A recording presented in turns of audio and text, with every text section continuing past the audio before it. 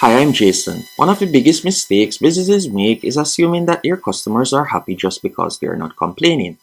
But the truth is, a lot of unhappy customers will not message you, they will not leave a review, and they will not always tell you what went wrong. They just won't come back. And that is why creating a customer satisfaction survey is so important. Because instead of guessing how your customers feel, you can ask them directly and use that feedback to improve your service, your product, your deliverability, or the overall customer experience. So in this video, I'm going to be showing you how to create a customer satisfaction survey step by step using SurveyMonkey. I'll show you how to start your survey, what questions to ask, and also how to keep it simple and how to send it to customers and how to review the responses after people start answering. So if you're a small business owner, freelancer, consultant, e-commerce store owner, service provider, or anyone who wants to collect better customer feedback, this video is for you. Now before we jump into SurveyMonkey, let me quickly explain what a customer satisfaction survey should do.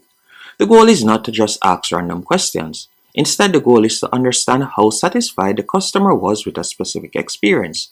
For example, you may want to collect feedback after someone had purchased a product, or after someone used your service, or after customer support, for example, after an appointment, or after onboarding a new client. So before you create your survey, you want to know exactly what experience you're measuring. That one decision will make the entire survey easier to build.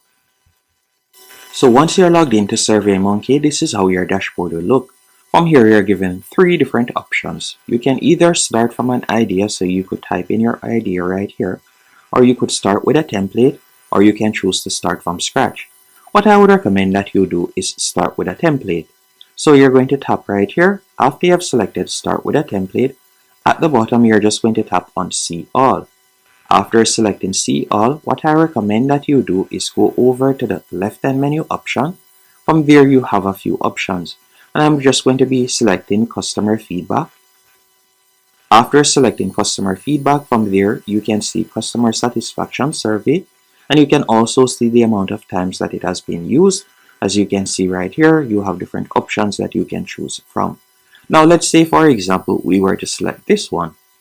After you have selected this one, all you need to do now is customize the questions, so you can preview how it looks. So you can see how it looks right there. Then you'll tap on use this template from the bottom right hand corner. After you have selected use this template, you're going to give it a few seconds. Then from here, you'll now be able to customize your template. To customize the template, you can simply tap on the question. After you have tapped on the question, from there, you could add in your question if you want. So how likely is it that you would recommend this company? So you can tap right here where you see this company. And if, for example, you're collecting the customer satisfaction for a brand instead or product, you could simply select brand or product, so you can change that right there. And this is one of the main reasons why I recommend that you use a template. As with the template, you can quickly customize it and it will look professional, and it will also be able to quickly collect the details that you want. So you can see right there, you can choose it, and then from there you could also tap on options. After you have selected options, you can toggle on if you like to require an answer to this question, so you can toggle it on right there.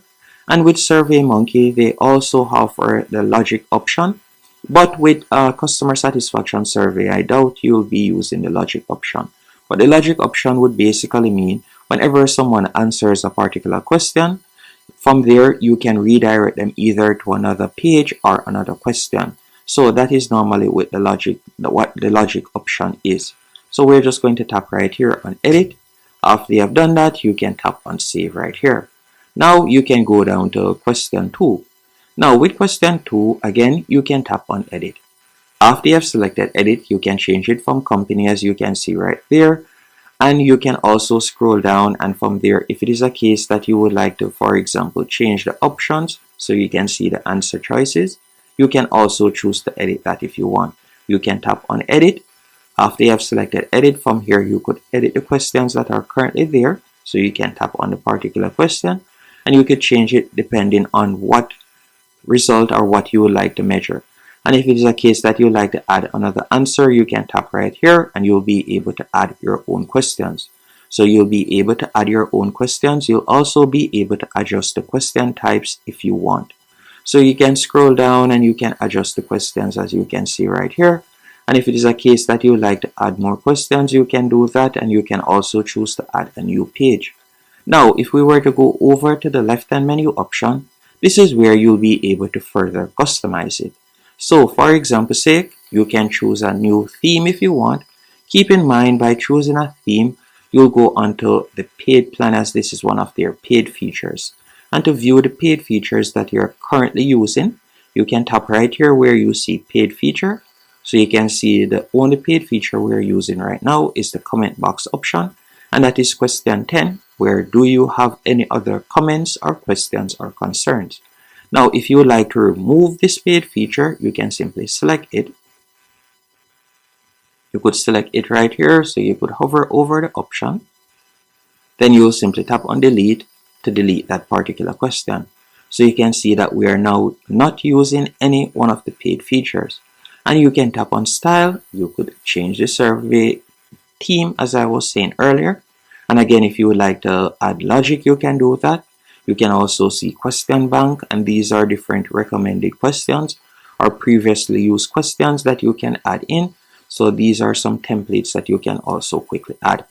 Now, if we were to tap on options right here, after selecting options, if it is a case that you wanted to add a progress bar, and you can see progress bar on, so we already added a progress bar. If I were to select preview, you can see how it looks. So you can see the progress bar at the bottom of the page, and you can see how the questions look right here. Now, if we were to go back, you can also go over to the left-hand menu option once more. You could toggle on page titles if you want. If you are adding numerous pages, you could toggle on page number. You can also change the language, as you can see right there. So you have different options that you can choose from. Once you're finished creating your survey or customizing the template, you're just going to tap on Publish Survey. After selecting Publish Survey, from here you're given a few options. You can either choose to copy the URL right here, or if it is a case that you like a QR code, you can copy the QR code. You can tap right here, better yet, to create your QR code. Then you could also scroll down, and if it is a case that you like to embed it on your website, you could select website. Then from there you can either choose to embed the survey, embed a button, or you can use the pop-up survey. You have different options that you can choose from, as you can see right here. Now, if we were to go back, you can choose to share as a link. You can choose to also send a text, and some paid options are the manual data entry. You can also use their QoSys feature if you're on their paid plan, and you can embed in mobile app. So you're given different options that you can choose from. But let's say, for example, we were to select the share a link option. All you need to do is simply tap on share link. After you have selected share link, you will be redirected to this page. Once on this page, you can also see different options that you can choose from. So you can see right here, you could upgrade, and from there you'll be able to add a thumbnail image and text. You can also add custom thank you page. So that means that once someone fills out the survey, they'll automatically be redirected to the custom thank you page where you can quickly edit. Also, when it comes on to SurveyMonkey, you can choose to toggle on or off anonymous responses. So what is anonymous response? An anonymous response would mean that the customer would not need to enter in an email address or any information so you know which customer it is specifically. This is great because a lot of customers will answer more honestly. But if you want to follow up with an unhappy customer, you may need to find a way to identify them. So you can choose whether you like to toggle this on or off depending on the outreach that you want to do afterward. So you can select whether you like to toggle this on or off, as you can see right here. Also, by scrolling down, you can see different options. As you can see right there, you can also toggle on instant results if you want, and you could choose show advanced options, and you can explore their advanced options. Once everything is to your liking, you're going to tap on copy, and you'll be able to copy the code. And just like that, you'll be able to share your link So if I were to copy this and then paste it in right here, you can see how it looks. So you can see how it looks right here. So how likely it is that you would recommend this company to a friend or colleague. And then from there they can select overall how satisfied or dissatisfied are you with our company. Then from there they can select that option. And which of the following words would you use to describe our products? Select all that apply. And from there they can select the different options as you can see right there. Then they'll select OK. And that's how they'll be able to quickly fill out our survey as you can see right there. So we'll be able to collect the questions. After you have collected the questions, you can tap on Analyze Results.